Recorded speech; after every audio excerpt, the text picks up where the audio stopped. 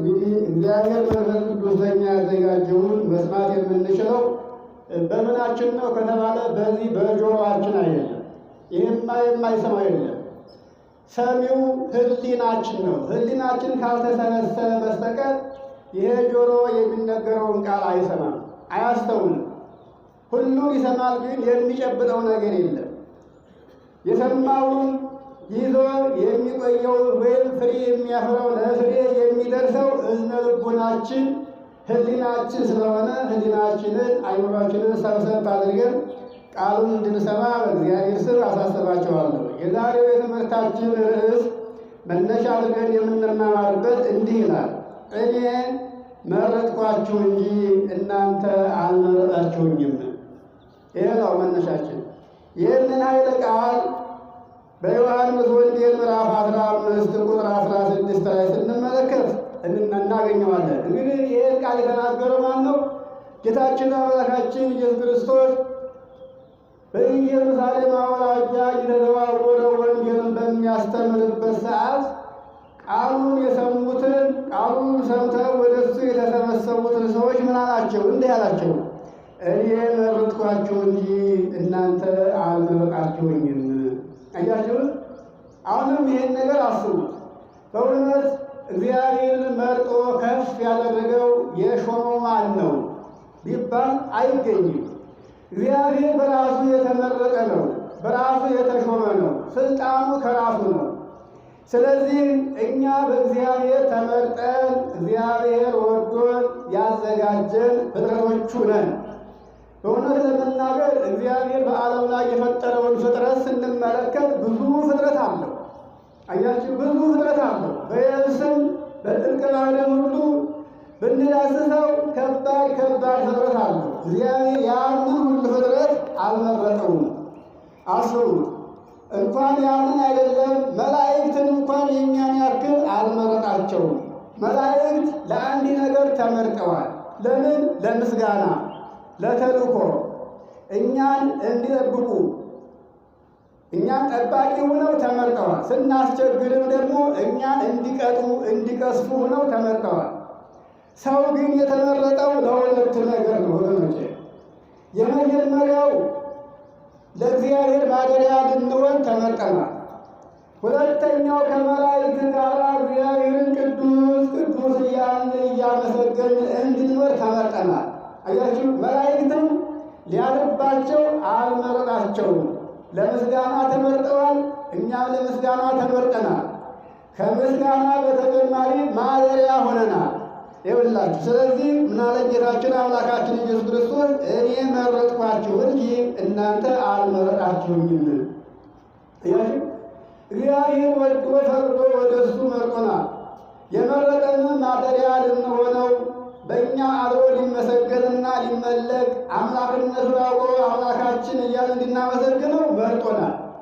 ስለዚህ በእግዚአብሔር ተመርጠን ወደ ቤቱ የመጣን ሁሉ ይሄንን ዓለም ልናስብ አይገባም። ማንን ነው የምናስበው? የመረጠንን፣ መርጦ የሾመንን። ሹሞናል፣ ስልጣን ሰጥቶናል።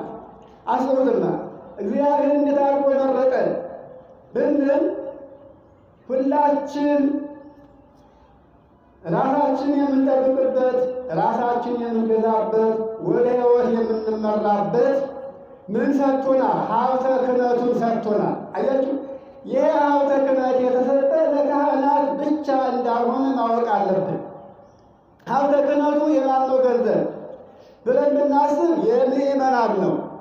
አዎ፣ ካህናት አገልጋዮች ናቸው። ምእመናንን ዝቅ ብለው እንዳገለግሉ እነሱ በአገልጋይነት ወይም በባርነት ብንለው ክርስቶስ ለእኛ ዝቅ ብሎ ባሪያ ሆኖ እንዳገለገለን ሁሉ እናንተም እኔ ሆናችሁ እኔን መስላችሁ ዝቅ ብላችሁ መንጋዎችን ጠብቁ፣ አገልግሉ ብሎ ሀብተ ክህነቱን ከምእመናን መርጦ እናንተ ካህናት ናችሁ፣ ስማችሁ ካህናት ነው፣ አገልጋዮች ናችሁ፣ የታሰረውን ትፈታላችሁ፣ የተለቀቀውን ደግሞ ታስራላችሁ ብሎ ስልጣን ሰጠ። እንግዲህ ይሄ መመረጥ ነው። ይሄ ምርጫ ደግሞ ከካህናት በላይ የተወደዳችሁና የተከበራችሁ ምእመናን እናንተ ናችሁ ወገኖች። አያችሁ፣ ምክንያቱም እናንተ ጌቶች ናችሁ። መቼም ጌታ ከሆነ ሁሉም ነገር የበላይ ሆኖ ያዛል እንጂ ዝቅ ብሎ አይኖርም፣ ዝቅ ብሎም አይሰራም። ጌታ ነውና እናንተ ጌቶች ናችሁ። እኛን ደግሞ ለእናንተ አገልጋይ አድርጎ እናንተንም እኛንም መርጧል እግዚአብሔር። አያችሁ፣ እግዚአብሔር ግን ለእኛ እንዴት እንዳከበረንና ለእኛ እንዴት እንዳሰበልን ይሄን ብቻ ነው ማወቅ ያልቻልነው። አውቀን ቢሆን ኖሮ አምላካችንን ወረታውን አውቀን ልናመሰግነውና ፈቃዱ ልንፈጽምለት ይገባል ነበረ። ግን ካለማወቅ የተነሳ ግን ብዙዎቻችን ስተናል፣ ከፊቱም ርቀናል። እና እንግዲህ አባቶችን እናቶችን ይህንን ኃይለ ቃል እናንተ በራሳችሁ በብዙ መልኩ ልትተረጉሙት ምስጢር ልታወጡለት ይቻላችኋል። መቼም ያልተማረ ያልተመራመረ ሰው አታገኙ። በዚህ ዘመን ሁሉ የተማረ ነው፣ የተመራመረ ነው፣ የረቀቀ ነው። ይህንን አምላካችን እግዚአብሔር አስቀድሞ በነቢያት ሲናገር እንዲህ ይላል። በትንቢተ ኤርምያስ ምዕራፍ 31 ከቁጥር 31 ጀምሮ በዚያን ዘመን አምላክህን እግዚአብሔርን እወቅ ብሎ ማንም ለማንም አያስተምርም፣ አባትም ለልጁ ባልንጀራው ለባልንጀራው አምላክህን እወቅ ብሎ የሚያስተምር ማንም የለም፣ ሁሉም ያውቁኛልና ከሽማግሌ እስከ ሕፃናት ድረስ በዚያን ዘመን እኔን የማያውቅ የለም ብሏል እግዚአብሔር። አሁን እግዚአብሔርን የማያውቅ ፍጥረት አታገኙ። ባለፈው ዘመን ግን በወዳኛው ዘመን ግን እግዚአብሔር መኖሩን አያውቁም። ሰማዩን ያያሉ፣ ፀሐይ ሲወጣ ሲገባ ያያሉ፣ ጨለማው ሲመጣ ብርሃኑ ሲመጣ ሲሄድ ይሄን ያውቃሉ። ግን አምላክ በሰማይ እንደነበረ የሚያውቅ የለም። በሕገ ልቡና ብቻ ይርመሰመሱ ነበረ። እግዚአብሔር መኖሩን ቢያውቁ በጣት የሚቆጠሩ ጥቂቶች ሰዎች ነበሩ ወገኖች።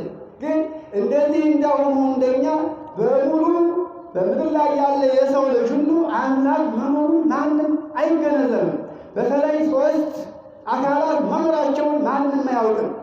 አንድ እግዚአብሔር አንድ ኃይል አለ ብለው የሚናገሩ ቢሆኑ ሶስት አካላት እንዳሉ አብ የሚባል ወልድ የሚባል መንፈስ ቅዱስ የሚባል ስም እንደነበረ ማንም አያውቅም።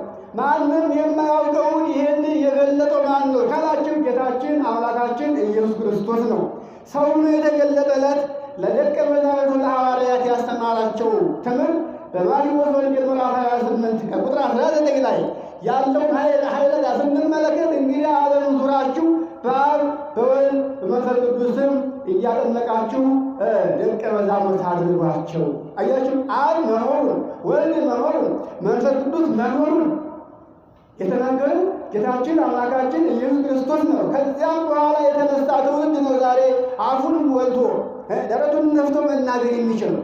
ለዚህ ነው እና አንድ ክርስቲያን ሰው ግዴታው እግዚአብሔር ለኛ ያደረገውን ነገር ተረድቶ እንደ እግዚአብሔር ፈቃድ መመላለስ ይጠበቅበታል ወገኖች።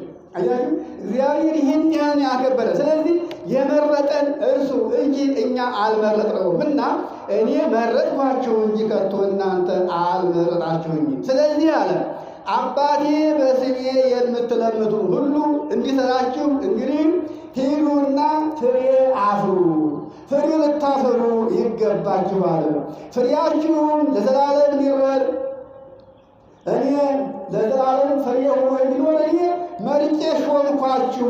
ይህን ደግሞ ምርጫዬ እርስ በርሳችሁ እንድትዋደዱ ይህችን ትእዛዝ አዛችኋለሁ። አያችሁ፣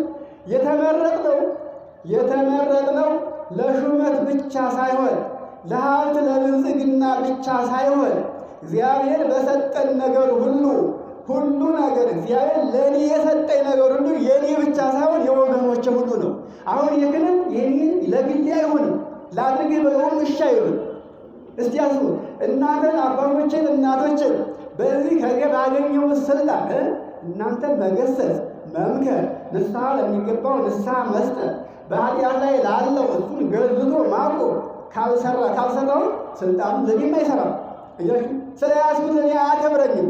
እኔ ክብር የማገኝበት ክርስቶስን መስዬ ክርስቶስን ወክዬ በእናንተ መካከል አባቴ ነው እናቴ ነው ብዬ ሳልፈራ ወንድሜ ነው ጓደኛዬ ነው ብዬ አለው ሳላደርግ እውነቱን የምናገር ከሆነ ስልጣኑን ከእናንተ ጋር እኩል አብሬ እጠቀምበታለሁ ማለት ነው። ይኸውልህ ካህን ለሁሉ ስልጣኑን ሊከብርበት አይችልም። ሊከብርበት ቢፈልግ ምዕመናኑን ሰብስቦ ለምዕመናን የሚገባውን ነገር ማቅረብ አለበት። የጠፋውን መሰብሰብ፣ የባሰነውን ማረጋጋት፣ ማጽናናት አለበት። ስለዚህ ምዕመናንን የሚያረጋጋቸው የሚያጽናናቸው የእግዚአብሔር ቃል እስከሆነ ድረስ ቃሉን ሲሰሙ ይጽናናሉ፣ ይረጋጋሉ። ተስፋ የቆረጠው በተስፋ ይሞላል። አያችሁ፣ ሕመም ስሜት የነበረበት ሁሉ ሕመሙ ይረሳዋል። የሐዘን የጭንቀት ስሜት የነበረበት ሁሉ ሐዘኑ ጭንቀቱ ይርቃል። ለዚህ ነው ክቡር አባታችን በእውነት ክብርና ምስጋና ይግባቸውና አባቶቻችን እናቶቻችን ብዙዎቹ ስራ ቦታ ይወጣሉ። ከቤታቸው ሲወጡ ደስ ሳይላቸው እያዘኑ እየከፋቸው ይወጣሉ። ስራ ቦታ ደግሞ ሲሆኑ የቤታቸው ችግር እየተሰማቸው በስራ ቦታቸው እያዘኑ ስራቸውን እንኳን ደስ ብሏቸው እንዳይሰሩ ይሆናሉ። እዚህ መጥተው በቆዩበት ሰዓት ግን ተመክረው ተዘክረው ሲሄዱ ቤታቸው ያለውን ጣጣ ይረቱታል። በስራ ቦታቸው ደስ ብሏቸው መልካሙ ስራቸውን ሰርተው ቤታቸው ሲመለሱ ደስታ ይቆያቸዋልና ምንድን ነው የምንሰራው? የእኛ አገልግሎት እኮ ለእነሱ የቆምነን የእኛ ዘበኝነት የእኛ እረኛነት ለእነሱ ነው። እግዚአብሔር ለእኛ እረኛ እንደሆነ መላእክት ለእኛ ዘበኞች እንደሆኑ እኛ ደግሞ ከእነሱ በታች ለወዳጆቹ ለመረጣቸው መርጦ ላቀረባቸው ለተሰቀለላቸው ለሞተላቸው ለተሰዋላቸው ሰዎች ወንጌልን ማቅረብ አለብን። ገንዘብ አይጠይቁንም እኮ። አዎ ገንዘብ አይወጣበትም። እነሱ የተቸገሩት እውነተኛውን ቃል የሚነግራቸው ሰው ይፈልጋሉ። ይሄ ነው እግዚአብሔርን ልናገለግል ከፈለግን ልጆቹን እንዳብስለት እንፈልግለት፣ የራቁትን የበዘኑትን የተቸገሩትን ወደ እሱ እናቅርብለት ማለት አሁን ምንጊዜም እንግዲህ ልክ እንደ ማታው ጉባኤ ጠዋት ጉባኤ ተሰርተው ወንጌልን እንዲነገር አድርገዋል። ይሄ ትልቅ ሀብት ነው። መቼም ሰው ያልተሰጠውን መቼም አያደርግም። ይሄ ተሰጥቷቸው ነው። ትልቅ ነገር ነው። እኔም እንግዲህ በዚህ ሳላመሰግናቸው አላልኩም እና ይህን ላደረገ እግዚአብሔር በአባቶቻችን ላይ አድሮ ቀድሞ ነቢያትን በነቢያት አብሮ እንዳስተማረ እንደመከረ በኋላም ደግሞ ራሱ በመካከል ዘመን መጥቶ ራሱ ሰው ተገልጦ አስተምሮ መስቀል ላይ እንደዋለ ሥጋዬን ብሉ ደሜን ጠጡ እንደሰጠ ሁሉ ከዚያም በኋላ እስከ ዓለም ፍጻሜ ድረስ ሐዋርያትን አስነስቶ ነቢያትን ሊቃውንትን አስነስቶ ቤተ ክርስቲያን ተሰርታ ቤተ መቅደስ ተከፍቶ ቅዱስ ሥጋው ክቡር ደሙ እየተሰዋልን እኛም እየተጽናናን እንድንኖር ያደረገ አምላካችን እግዚአብሔር ስለመረጠን ነው። ስለዚህ ስለመረጠን ልንኮራ ያስፈልገናል ወገኖች። አያችሁ፣ ልንኮራ ያስፈልገናል። ለዚህ ይህን ላደረገ ለእግዚአብሔር የምንከፍለው ነገር አይኖረንም። የሚሆነን ነገር ቢኖር ምንድን ነው? አይኖረንም ስላችሁ በገንዘብ አይደለም፣ በገንዘብ አይገዛ፣ ገንዘብ አይፈልግ። አዎ ልብስ፣ ምግብ፣ ቀለብ ብንሰጠው ለእሱ ትርጉም የለውም። ለእሱ ልብሱ፣ ቀለቡ፣ ምግቡ ምስጋናና እሺ ብሎ መታዘዝ ነው። እኛ ብንሆን ምን ያስፈልገናል? ልብስ ያስፈልጋል፣ ገንዘብ ያስፈልጋል፣ ሁሉ ነገር የሚያልፈው ነገር ያስፈልገናል እኛ ብንሆን። እግዚአብሔር ግን የሚያልፍ ነገር አያስፈልገው። የማያልፍ ነገር ከእኛ ከእያንዳንዳችን ፍቅር ይፈልጋል። ምን አይነት ፍቅር? ወንድማችን እየጠላን እሱን ብንወደው ትርጉም የሌለው ፍቅር ነው። እግዚአብሔር መጀመሪያ እኔን የምትወዱ ከሆነ ባልንጀራህን ወንድምህን ተው ውደድ፣ እርስ በርሳችሁ እንድትዋደዱ መርጬ ሾምኳችሁ። ይህን አስቡት እንግዲህ አሁን ዮሐንስ ወንጌል ምዕራፍ 15 ቁጥር 16 ጀምሮ ያለው አይደል? እኔ መረጥኳችሁ እንጂ እናንተ አልመረጣችሁኝም አለና አባቴ በስሜ የምትለምኑት ሁሉ እንዲሰጣችሁ። አያችሁ፣ ሰጩ ማን ነው? አባቴ አለ። እኔ እንኳን እንዲሰጣችሁ አላለ። ይኸውላችሁ እኔ ተላኪ ነኝ። አባቴ የላከኝን መልእክት ልፈጽም የመጣሁት ነው ያለው።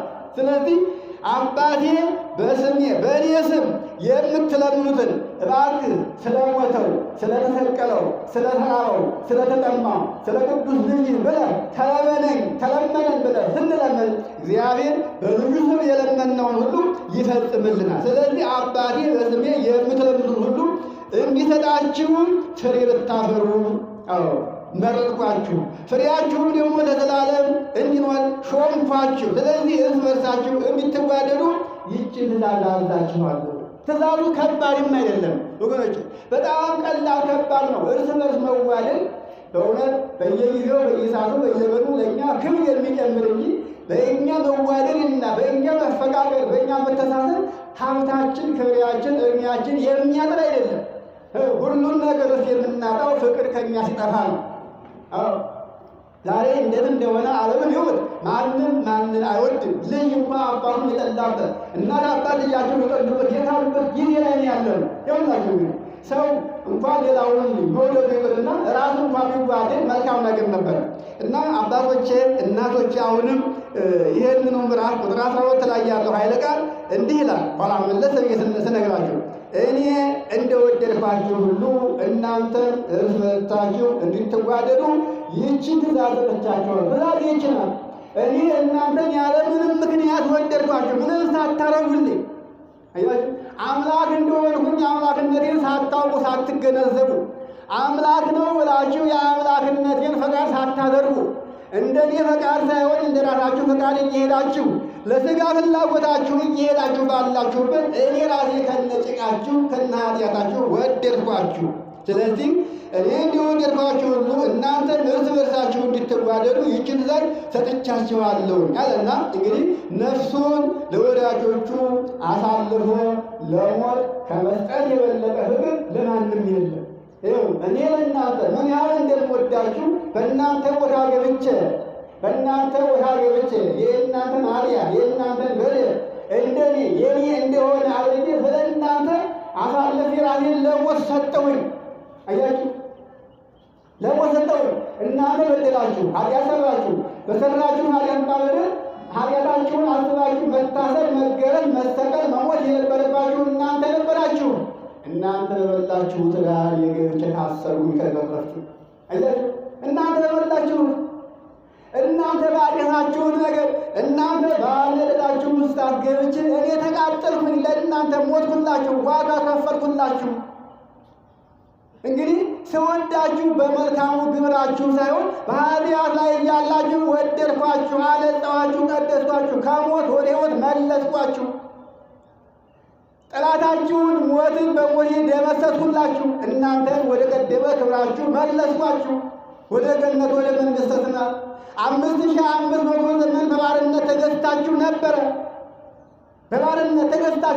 ባሪያ ሆናችሁ ነበር። አሁን ግን ከባርነት ወደ ነፃነት መለስኳችሁ።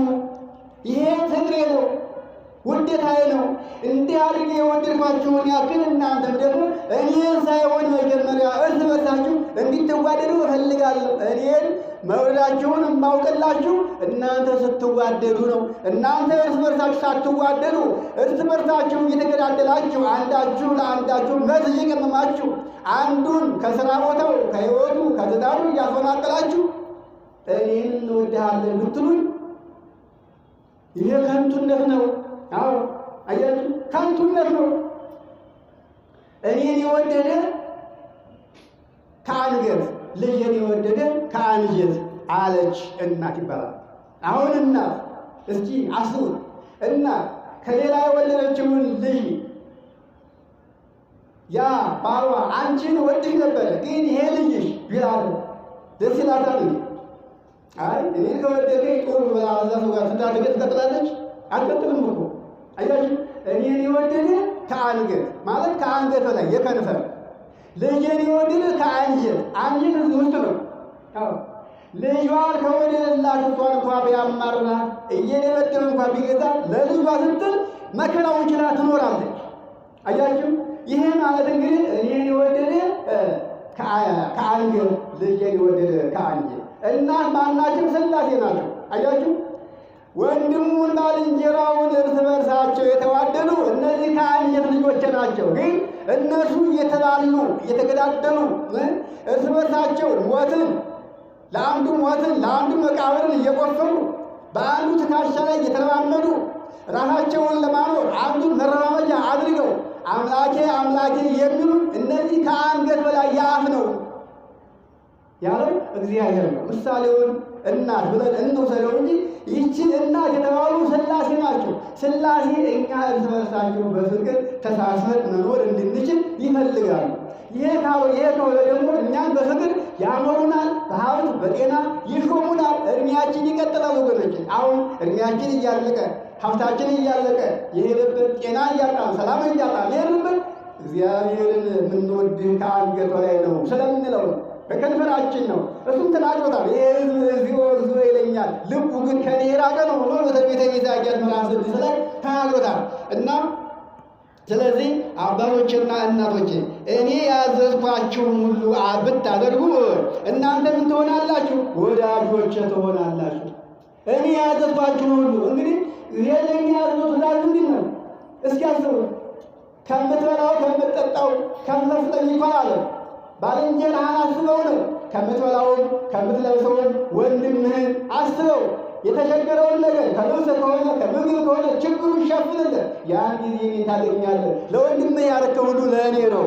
ስለዚህ እኔ የማዛችሁን ብታደርጉት እናንተ ወዳጆች ትሆናላችሁ። ከእንግዲህ ወዲህ ባሮች አይደላችሁ። 5500 ዘመን በባርነት ኑራችኋል። ከአሁን በኋላ ማለት ጌቶች፣ የጌታ ልጆች ጌቶች ናችሁ እንጂ ባሮች አይደላችሁም።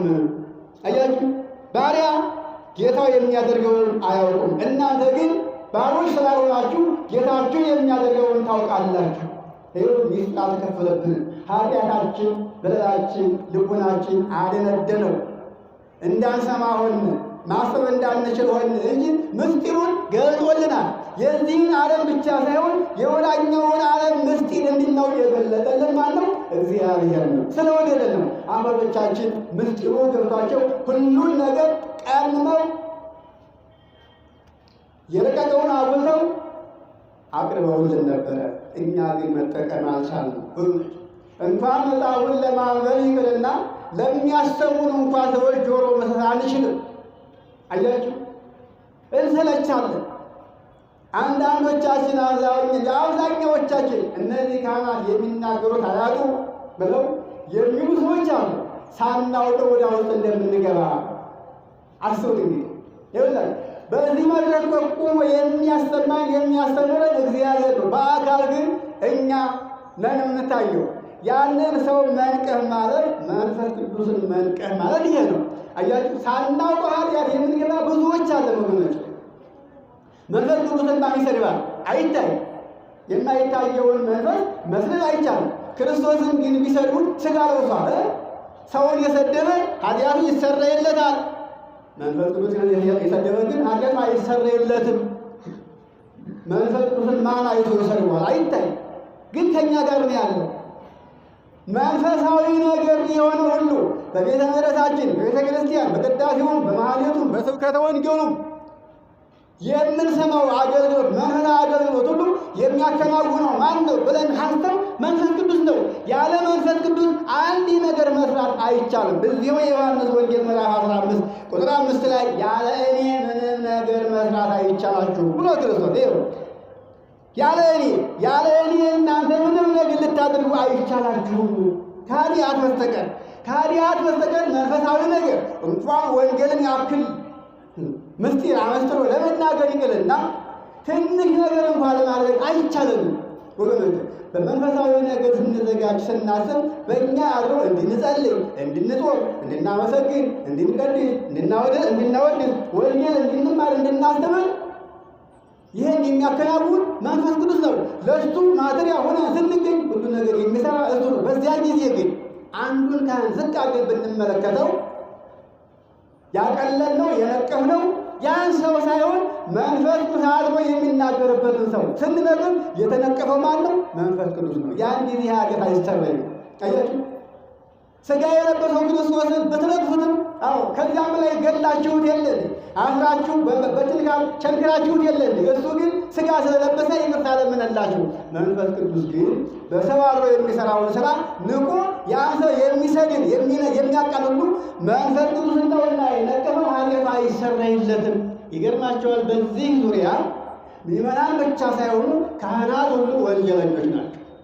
ይልቁንም ሰውን የሚያቃልሉ፣ ሰውን የሚነቅፉ፣ ሰውን ከፍና ዝቅ የሚያደርጉ እግዚአብሔር ተልኮ የሚያደርግበትን ሰው የሚተቹ አብዛኛዎቹ ክህነት ያላቸው ሰዎች ናቸው። እናውቃለን እያሉ ኃጢአት ውስጥ እንደሚገቡ አይገነዘቡትም። ይገርማቸዋል። ስለዚህ እኛ ክርስቲያኖች ይህን ደግሞ ሁላችን አዋቂ ነንና አውቀን ራሳችንን ልቡናችንን ሰብስበን ክፉ ሳናስብ ክፉ ሳንናገር እጃችን የሰው ደም ሳይነካ የሰው ገንዘብ ሳይነካ አምላካችን እያሰብ እንድንኖር ያስፈልጋል። ይሄ ከሆነ ባሮች ሳንሆን ጌታ የጌታ ልጅ ሆነን መኖር እንችላለን። እንግዲህ ስለዚህ ይሄንን ብያችኋለሁ። እንግዲህ ከአባቴ የሰማሁትን እኔ ለእናንተ ይሄንን ነግሬያችኋለሁ። አባቴ ነገረኝን ሁሉ አንዷን ነገር ሳላስቀር ለእናንተ ነግሬያለሁ። እግዚአብሔር አስቀድሞ በኦሪት ዘዳግም ምዕራፍ 18 ቁጥር 18 ላይ እንዲህ ይላል። በኋላ ዘመን ይላል እግዚአብሔር ለሙሴ ሲነግረው፣ በኋላ ዘመን ከወንድሞቻቸው መካከል አንተን የመሰለ ነቢይ አስነሳላቸዋለሁ። አያችሁ፣ ከወንድሞቻቸው መካከል እንግዲህ ይሄ በጊዜ የተነገረው ለእስራኤል ነው። ለሙሴ ሲነግረው በኋላ ዘመን እንዳንተ ያለ ነቢይ ከወንድሞቻቸው መካከል አስነሳላቸዋለሁ። ያን ጊዜ ቃሌን በአንደበቱ ላይ አደርጋለሁ። ያን ጊዜ እሱ የሚነግራቸውን ቃል ሰምተው የማይመለሱና እንደ ሥጋ ፍላጎታቸው የሚራቡ ሰዎች ያችን ነፍስ የምፈርድባት የምቀጣት እኔ ነኝ ብሎ እግዚአብሔር ተናግሯል። ይሄን አያችሁ። ለዚህ ነው አባቴ ከተናገራት አባቴ ካዘዘኝ ቃል ውስጥ አንድም ቃል የራሴን ሀሳብ ከቶ አላስተምራችሁም እያለ የተናገረው ቃል ይሄ ነበር። አሁንም ለእናንተ ከአባቴ የሰማሁትን ቃሌን አሳውቂያችኋለሁ፣ ነግሬያችኋለሁ። ግን ሰምቶ የማይጠቀምበት ሰው ቢኖር ይህ ሰው የምፈርድበት ኋላ እኔ አይደለሁም። አስቡት። ይህንን የዮሐንስ ወንጌል ምዕራፍ 12 ላይ ያለውን ኃይለ ቃል ከቁጥር 44 ጀምረ ስንመለከተው እንዲህ ይላል። ዛሬ መከርኳችሁ፣ አስተማርኳችሁ፣ እውነቱን ነገርኳችሁ፣ እናንተ ግን አልሰማችሁም። ቃሌን ስላልሰማችሁኝ እኔ የምፈርድባችሁ እንዳይመስላችሁ። ኋላ በእናንተ ላይ የሚፈርደው ይሄ የሰማችሁት ቃል ነው። በኋላ ጊዜ በአካለ ሥጋ በወንበር ላይ ተቀምጦ ስታዩት አሁን የሰማችሁት ቃል ሥጋ ለብሶ ሰው ሆኖ አምላክ ሆኖ ታገኙታላችሁ። ስትማሩት የነበረው ያ ቃል ራሱ ይከሳችኋል፣ ይወቅሳችኋል እያለ የተናገረው ኃይለ ቃል አለ። እዚህ ቃሉን አብረን እንስማ። ዮሐንስ ወንጌል ምዕራፍ 12 ቁጥር 4 ጀምሮ እንዲህ ይላል። በእኔ የሚያምን በላከኝ በአባቴ ማመኑ ነው። አያችሁ፣ በእኔ ያመነ ሁሉ እኔን ያመነ ሁሉ እኔን ሳይሆን የላከኝን አብን ማመኑ ነው። ያመነው የላከኝን ነው፣ አብ እኔን እንደላከ ማመኑ ነው ይልና እንግዲህ እኔን የሚያምን የላከኝን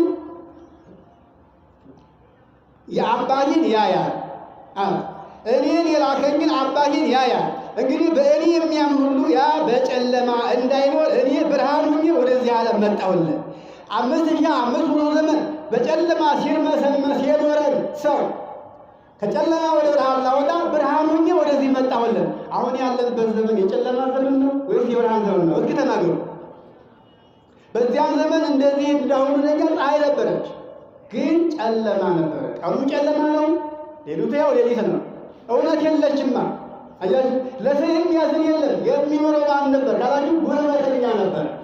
ሀብት ያለው እንኳን በሀብት አይኮራም። ጉልበተኛ ካለ ማን ባለ ሀብት ይሆናል? ይኸውላችሁ አሁን ፀሐይ ስላለች መኩራት አንችልም። ዘመኑ ያ ዘመን ነው። ይኸውላችሁ አፍ ያለው ጉልበት ያለው ነው የሚኖርበት፣ ኃይል ያለው ነው የሚኖርበት። አያችሁ፣ ሀብት ያለው አቅም ከሌለው የለም። ሁሉን ነገር ጠፍቷል፣ አጥቷል። ደክሞ ያገኘውን ሁሉ ተነጥቋል። ስለዚህ ይሄ ዘመን የምን ዘመን ነው? የጨለማ ዘመን ነው። ወደኋላ ተመልሰና አባቶቻችን የኖሩበትን ዘመን እየኖርን ያለ ነው። ይሄን ደግሞ ያመጣው የኛ አለመታዘዝ ነው። አያችሁ ወገኖች። ስለዚህ በእኔ የሚያምን ሁሉ በጨለማ እንዳይኖር እኔ ወደዚህ ዓለም ብርሃን ሆኜ መጥቻለሁ። እንግዲህ ዓለምን ላድን እንጂ በዓለም ላይ ልፈርድ አልመጣሁኝም። ይህን ዓለም ልፈርድበት ልቀጠው አልመጣሁኝም፣ ላድነው ነው የመጣሁት አለ።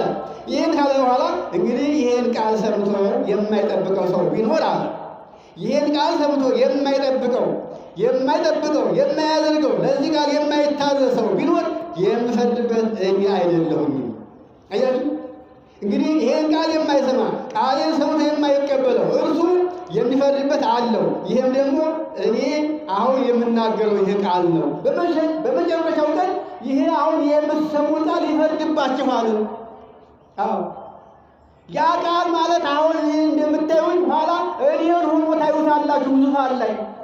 እናንተ አሁን ታዩኛላችሁ። የምታዩኝ በሚያስፈራ ግርማ አይደለም፣ ከእናንተ ዝቅ ብዬ እናንተ እንኳን የበላችሁትን ሳበላ እናንተ የለበሳችሁትን ሳለብስ አንድ ምስኪን አንድ ድሃ ሁኜ ታዩኛላችሁ። አያችሁ የተወለደው ከድሃ ቤት ምንም የሌላ ይገርማችኋል። ምንም የእናቴ አባቴ ርስት የማትል የእናቴ አባቴ ሀብት ከሌላ ከአንዲት ድሃ ተወለደ። ድሃ ሆኖ አደገ። አያችሁ ምንም የሌለኝ በእናንተ መካከል ታዩኛለህ። ስታዩኝ ከእናንተ ያነስኩ ነኝ። ስለዚህ አሁን እኔ አልፈርድባችሁም።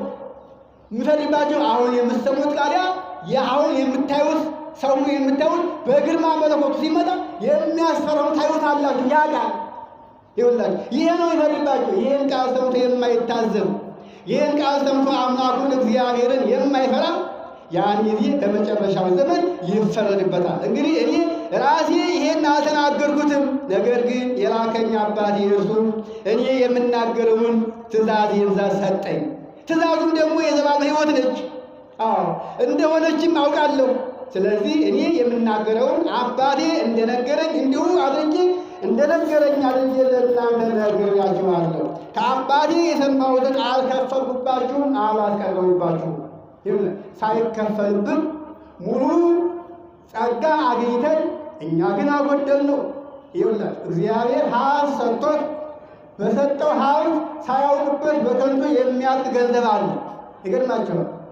እግዚአብሔር ጤና ሰጥቶት እውቀት ሰጥቶት ጉልበት ሰጥቶት በተሰጠው ጸጋ ሁሉ ሳይገለገልበት ጉልበቱንም እውቀቱንም ጤናውንም ገንዘቡንም ለከንቱ የሚያውለውን አስቡት። አሁን እግዚአብሔር የማያልቅ የማይጠፋ የማይበላሽ ዘመን የማይሽረው ጸጋ ሰጥቶን ነበር። ይህ ጸጋ ግን አልተገለገልንበትም። ዓለም ያለችበትን ታያላችሁ፣ ታውቃላችሁ። ስለዚህ የእግዚአብሔር ቤተሰቦች የሆነ ሰዎች ሁሉ እግዚአብሔርን ከሆነ የምናገለግለው እግዚአብሔርን ከሆነ የምናመልከው አፍረን ፈርተን አክብረን የምንኖረው እሱን ከሆነ ሌላ ዕዳ የለብንም። ዕዳችን እርስ በርሳችን እንከባበር፣ እርስ በርሳችን እንዋደድ፣ አንጠላለፍ፣ አንዳችን ለአንዳችን መቃብር አንቆፍር፣ የሰውን ሞት አንመኝ፣ የሰውን ጥፋት አናስብ፣ የሰውን ገንዘብን አንመኝ። ሁላችን ለእድገት አንድ ነው። ሰው ባደገ ቁጥር ቅናት የሚይዘን ብዙዎች ነን። ወንድማችን ሲለወጥ የወንድማችን መለወጥ የሚያስደስት ብዙዎች ነን። ይሄ ደግሞ መልሶ ራሳችን ነው ይመታል። ድንጋይ ያጎኑ ተመልሶ ከአናት ይላሉ። ድንጋይ ወደ ሰማይ ብንወነጭፈው በዛ አይቀርም፣ ተመልሶ ወይም ራሳችን ወይም ወንድማችን ነው የሚመታው። ይኸውላችሁ የምንሰራት ክፉ ስራ ሁሉ ማንንም አትጎዳም። ለጊዜው ሰውን ልንጎዳ እንችላለን። በሰራነው ስራ ሁሉ የሰውን ሕይወት ልናበላሽ እንችላለን። ሰውን ከስራ ማፈናቀል እንችላለን። የሰውን ትዳር ማፍረስ እንችል ይሆናል። በእኛ ላይ አምላሹ የከበረ ነው። አምላሹ የከበረ ይሆናል እና እንግዲህ ጌታችን አምላካችን ይሄንን እንዲህ አስተምሮናል። አሁንም ወደ ትምህርታችን መነሻ ልመልሳችሁና ዮሐንስ 15 ቁጥር 18 ላይ ዓለም ቢጠላችሁ ከእናንተ በፊት እኔን እንድጠላኝ አወቁት። ዓለም ይጠላችኋል። እኔን ስትከተሉ ቃሌን ስትሰሙ ኃጢአትን ትታችሁ ፈቃዴን ስትፈጽሙ ዓለም ይጠላችኋል። የሥጋ ዘመዳችሁ ሁሉ እናት አባታችሁ ሳይቀሩ ወንድማችሁ ሳይቀር እኔን የማይከተል ከሆነ አባታችሁ እኔን እንድትከተሉ አይፈልግም።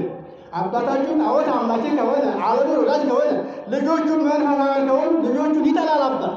አያችሁ፣ ለዚህ ነው እግዚአብሔር ዓለምን የወደደ ሁሉ ዓለምን የተከተለ ሁሉ እግዚአብሔርን የሚከተል ማንም አይወደውም። ስለዚህ ዓለም ቢጠላችሁ አትደነቁ። ከእናንተ በፊት እኔን እንደጠላኝ እንዳሳደደኝ መስቀል ላይ እንዳዋለኝ አስቡ። ከዚህ ይልቅ ክርስቶስ ተአምራት እያደረገ በውሃ ላይ ሲሄድ እግሩን እንኳ እርጥበት ሲያገኙ አጋንንት ከሰዎች እየለየ ሙት እያነሳ ዕውር እያበራ ዕውር እየፈወሰ የተራቡትን በሰጠቱ እያጠገበ የነበረውን አምላክ በእጁ ተአምራት እያሳየ እየመከረ እያስተማረ እያዝናና ያለውን አምላክ ያላፈረ እኔን ቢፈርድብኝ ቢጠላኝ ምን ይገርማል? አምላኩን ያላፈረ ብላችሁ አስቡት እንጂ ዓለም ስለጠላችሁ አትደነቁ። አዎ እኔ ስትከተሉ መንፈሳዊ ስትሆኑ ወንጌል ስትሸከሙ እውነት ስታወሩ ማንም አይወዳችሁ። ስለዚህ አትደነቁ። እኔን ከእናንተ ጠልቶኝ ነበርና ስለዚህ ከዓለም ብትሆኑ የዚህ ዓለም ብትሆኑ ኑሮ ዓለም የራሱ የሆነውን ይወዳልና ይወዳችሁ ነበረ። እንደ ዓለም አመንዝራ፣ እንደ ዓለም ሴሰኛ፣ እንደ ዓለም ቀማኛ፣ እንደ ዓለም ነፍሰ ገዳይ ብትሆኑ ይወዳቸዋል። ሳታውቁት ያውቃቸዋል። አያችሁ፣ በግብር ከመሰላችኋቸው ይመስሏችኋል። አውሬዎቹ እንኳን እውነት ለመናገር ሰውን እንዴት እንደሚዘምሩ ታውቃላችሁ። ስለሱ ለእናንተ ተው። ስለዚህ ሰውን ከመሰል ነው ሌላውን በሌብነት፣ ነፍሰ ገዳዩን በነፍሰ ገዳይነት፣ ሐሜተኛውን በሐሜትነት፣ አመንዝራውን በአመንዝረኝነት ከመሰል ነው ሁሉ ወንድማችን ነው። አያችሁ፣ ግን ከክፉ ሥራ ተለይተን ሲያየን ግን ያፍራ። ስለሚያፍር ከሀፍረቱ የተነሳ እኛን ነገር ይጠላናል። ማጣት አለበት እኛ ስራውን እንዳንገልጽበት ስራውን ይሄ አመንዝራ ነው፣ ይሄ ሌባ ነው፣ ይሄ ነፍሰ ገዳይ ነው፣ ይሄ ቀማኛ ነው ብለን ስራውን እንዳንገልጽበት ስለሚፈራ እኛን ለማጥፋት ነው ሩጫው ትጉ። ስለዚህ ከዓለምማ ብትሆኑ ዓለም የምትሰራውን ስራ የምትሰሩ ብትሆኑማ ሁሉ ይወዳችሁ ነበረ። ዓለም የራሱ የሆነውን ይወዳልና። ይኸውልህ እንግዲህ ይህ ቃል ነቢይ ያልተናገረ ሐዋርያ ያልተናገረ ራሱ ክርስቶስ ከአንድ ሕይወት የወጣው ቃል ነው አሁን እየሰማን ያለ ነው ወገኖቼ። ነገር ግን እኔ ከዓለም የመረጥኳችሁ እኔ ከዓለም ከዚህ ከኃጢአተኛው ዓለም መረጥኳችሁ እንጂ ከዓለም ስላይደላችሁ ከዚህ ዓለም ስላልሆናችሁ የዚህ ዓለም ስላልሆናችሁ ከዚህ ከኃጢአተኛው ከወንጀለኛው ከአስመሳዩ ከአታላዩ ዓለም እኔ መረጥኳችሁ። እኔ መርጬ ወደ እኔ ሰበሰብኳችሁ፣ የእኔ ወዳጆች አደረኳችሁ። እኔም በእናንተ አድሬ እስከ ዓለም ፍጻሜ ድረስ አባቴ ያዘዘውን የተናገረውን ቃል ስናገር ሳስተምር ስወግስ እኖራለሁ። እኔን ለፈለገ ለንስሐ እኔ እጥላለሁ። ወደ ደግሞ ሊመለስ ያልፈለገውን እንደወደደው በፈለገው መንገድ ነው ሰው በበረሃ እንደ ቅጠል ረግፎ ይቀራል። እንግዲህ ስጋው በምድረ በዳ ነፍሱ በሲኦል ሲሆኑ በኋላ ጥርስ መንከስ ከንፈር መምጠጥ ይመጣል። አሁን ነው ጥርስ መንከስ ከንፈርን መምጠጥ የማይገባ ነገር አስቤ ክፉ ነገር ተናግሬ የማይገባ ኃጢአት ሰርቼ ፈቃዴን አሳዘንኩት በደልኩት ብሎ ከንፈሩን መምጠጥ ጥርሱን መንከስ አሁን ነው በሰራችሁ ኃጢአት ነው መጸጸት ያለባችሁ እያለ ይሄንን ጌታችን አምላካችን አስተምሯልና እንግዲህ ስራ ያላችሁ ሰዎች ሰዓታችሁ ደርሶ ከሆነ ይሁን። ምክንያቱም ያለ ስራ መኖር አይቻልም። እዛ ስራ ቦታ ችግር ሊፈጠር ወንጌል እየሰማው ነበረ ተብሎ ምክንያት ቢቀር አይቀበሏችሁም። የስራ ሰዓታችሁ እስከደረሰ ድረስ አሁን ሰዓታችሁ አልፏል። መግቢያችሁ 2 ሰዓት ስለነበረ ሰዓታችሁ አልፏል ብዬ አስባለሁ። ግን የስራ ጊዜ ስራ ማንገባ ሰዎች ካለ እንስማ። መጃ ከሌለ ምክንያታችን ይሄ ስለሆነ ይሄ ደግሞ አሁን በሰፈር በመንደር ወደ መናፈሻ የሚሄዱ ወደ መዝናኛ የሚሄዱ እህቶች፣ ወንድሞች፣ አባቶች አሉ። ይሄ ነገር ሲሰማ ያንን ተተው ያ ሰዓት እስከሚደርስ ድረስ ይመጣሉ፣ እዚህ ይዝናናሉ። ያን ጊዜ ግን በወንጌል ተማርከው ሊቀሩ ይችላሉ። እና ሁላችን ሐዋርያ ልንሆን ያስፈልጋል። ሁላችን ሰባኪያ ልንሆን ያስፈልጋል። እዚህ ቦታ ላይ ከዓመት እስከ ዓመት ምንጊዜም ዘወትር እንደ ማታው ጉባኤ ጠዋት ጉባኤ ተሰርቶ ወንጌል እየተነገረ ነውና ወንጌል ሄዳችሁ ስሙ፣ ተማሩ፣ አብረን ልጅ እያላችሁ ወገኖቻችንን ሰበኳችሁ። ይምጡ፣ ይለመድ፣ እንልመድ። አያችሁ፣ ለዚህ ሁላችን ሐዋርያ ልንሆን ያስፈልጋል ወገኖች። እና እንግዲህ ወደ ኋላ መለስ ብዬ አሁንም ከቁጥር 1 ጀምሮ ያለውን ኃይለ ቃል እስኪ እንድላስብ። ምን ይላል? እውነተኛ የወይን ግንድ እኔ ነኝ፣ ገበሬውም አባቴ ነው። እንግዲህ ፍሬ የማያፈራውን በእኔ ላይ ያለውን ቅርንጫፍ ሁሉ ያስወግደዋል። ማን? ተካዩ አባት። እኔ የወይን ግንድ ነኝ አለ ጌታችን። የወይኑ ግንድ እኔ ነኝ፣ እናንተ ቅርንጫፎች ናችሁ። እንግዲህ በወይኑ ግንድ ላይ ቅርንጫፍ ከሌለ ቅርንጫፉ ፍሬ ሊያፈራ አይችልም። ግንድ ሲኖረው ቅርንጫፉ ፍሬ ሊያፈራ ይችላል። አያችሁ? ግንዱ ደግሞ ቅርንጫፍ ከሌለው ግንዱ ፍሬ ሊያፈራ አይችልም። ፍሬ ከምን መጽሐፍ ነው። አያችሁ ክርስቶስ እኛ በእሱ ላይ ከሌለን ፍሬ የለውም ማለት ነው። እኛ በእሱ ላይ ስንኖር ፍሬ እናስገኛለን። ፍሬውም በጎ ስራችን፣ ምግባራችን፣ ቅንነታችን፣ ታማኝነታችን፣ ፍጹም እምነት ይዘን የተገኘለን እንግዲህ እምነት፣ ምግባር፣ ሃይማኖት እነዚህ ሦስቱ ጸንተው እንዲኖሩ ያስፈልጋል። እነዚህ ከሌሉ ግን ከንቱነት ነው። እምነት አብ መኖሩን፣ ተስፋ ወልድ መኖሩን፣ ፍቅር መንፈስ ቅዱስ መኖሩን ማወቅ ያስፈልጋል።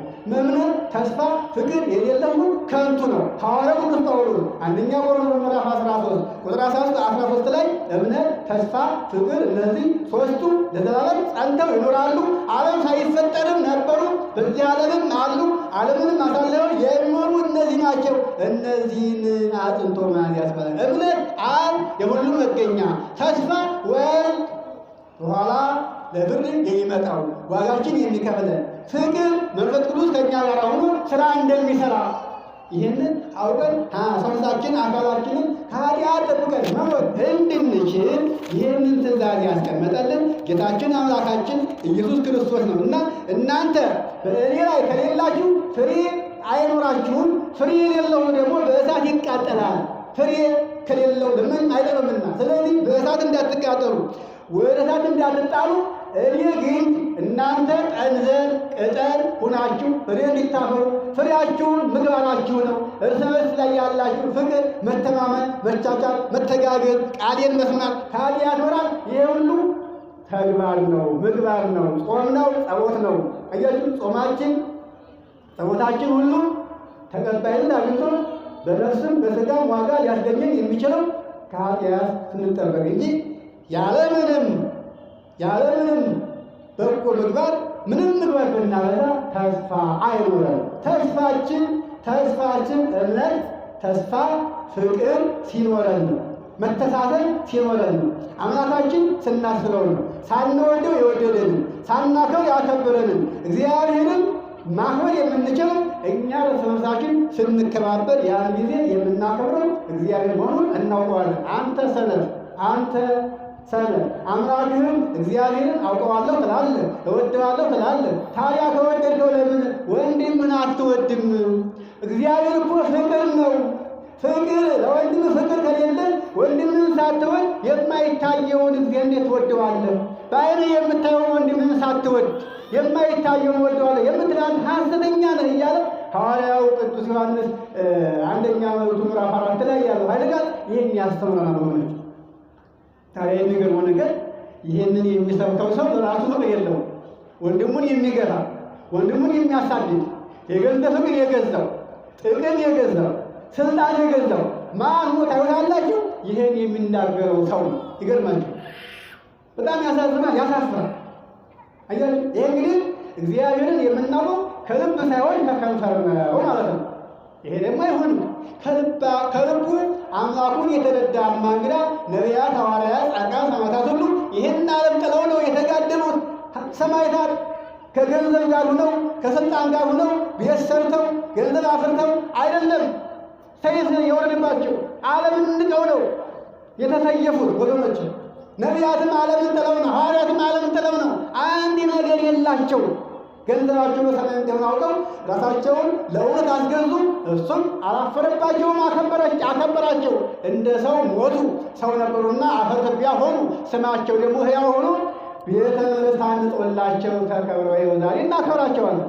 አያችሁ ሰው እኛ ሁላችን በአባቶቻችን በሄዱበት ጎዳና ብንሄድ ነው እኛም ነገ ቤተ መቅደስ ተሰጥቶ እንደ ሐዋርያት እንደ ሰማዕታት በስማችን ልንከብር እንችላለን። ይህ የሚያከብር ስራ የለንም።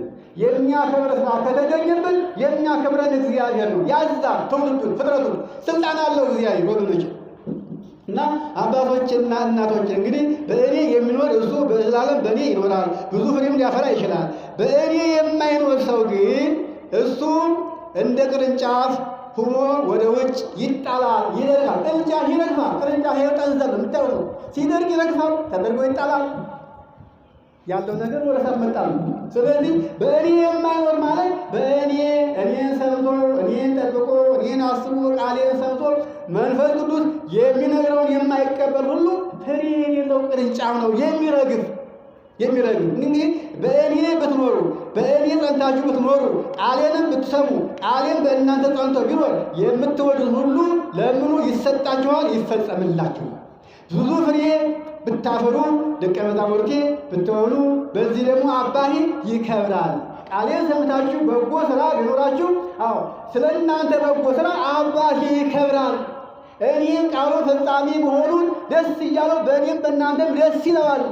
እኔ ባለሁበት እናንተ ትኖራላችሁ፣ እናንተ ባላችሁበትም እኔ እኖራለሁ እያለ ያስተማረን አምላካችን ነው። ይሄንን ፍጡር አላስተማረንም። ያስተማረን ማለት ነው ይኸውላችሁ ክርስቶስ ነው። እኛ የተማርነውን ትምህርት በኦሪት ዘመን የነበሩ ሰዎች ተምረውት ቢሆን ኑሮ ባልወደቁ ነበር።